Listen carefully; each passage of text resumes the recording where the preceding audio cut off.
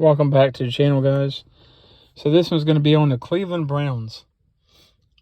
Apparently they've placed a franchise tag on their tight end, David Njoku, former Miami Hurricanes player. He's had an average, little above average career. He hasn't really impressed like people thought he would. Now, you can blame that on them bringing in Odell Beckham Jr., Jarvis Landry, those kind of guys, and then the running game, them running the ball a lot more than they throw it. You could also blame that on the limitations of Baker Mayfield, his throwing ability, his ability to read defenses, his attitude, his injuries. It's just melee of problems with Cleveland up until they got the last general manager and head coach, which I feel like they're trying to dive and dig through all that and come out the other side. It's not a big free agent market. And there's a lot of tight ends I feel like that are good to really good in this draft.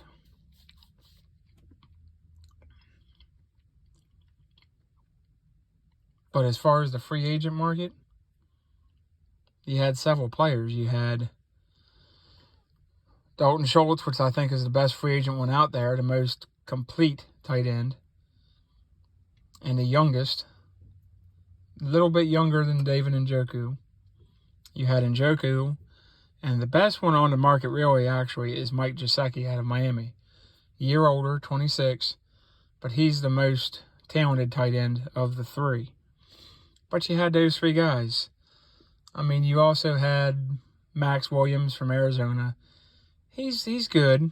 And you had Kyle Rudolph and Gronkowski, which are the two bigger names, the two staple names. Everybody knows Gronk. Most people know Kyle Rudolph coming out of Notre Dame. Great, really good tight end with the Vikings, and then went to the Giants. He's been injured as of late. He's getting older. These guys have slowed up some. Not what they used to be. Maybe a good complimentary tight end. Second or third tight end. But they're not torching you like an Njoku or a Schultz or somebody like that could. Or a Gesicki. So that does not mean that Njoku will not be taken from the Browns. A team could still offer them draft compensation, whatever. I have to look into the details of what his franchise tag specifically means. That a team would have to get up to get him and sign him. And then, of course, he'd have to sign him to a long-term contract. But if nobody does that, he's making $11 million this coming year. Not bad. That's not chump change. Yeah, I wish one day I'd make $11 million. Probably not going to happen. But, yeah, $11 million is really a lot of money for 1 year. I know a lot of people that could retire on $11 million. But if nobody tries to claim him or trade for him and sign him long term, that does put one more piece to the Cleveland Browns that they don't have to go into the draft having to have that tight end. They've got Njoku. This looks like they believe in him, and he still has some upside, and they want to see it come to fruition. So maybe that's a sign that he's their guy. Because they could have done that with Baker. Because I don't even believe they've picked up Baker Mayfield's fifth-year option. But they don't have a lot of issues besides the quarterback. Not sure if they're going to keep Baker Mayfield, try to trade him, or what they're going to do. Because I guarantee you could probably trade him to the Washington Commanders. I guarantee they'd give up some. He's better than Taylor Heinicke. I'm sorry. As much as I have some issues with Baker Mayfield, he's better than Tyler Heinicke. It's not even close. He'd be a better fit. And Ron Rivera could maybe get more out of him. But it's obvious the relationship between Baker and the Cleveland Browns has soured over the years. And some of that's on the Cleveland Browns, some of that's on Baker. Cleveland Browns kind of did him dirty with Freddie Kitchens, that was a joke. It was like when Dallas hired Dave Kempo to be the head coach. You knew it wasn't going to work. It was too obvious. It was like a pie to the face of the fans.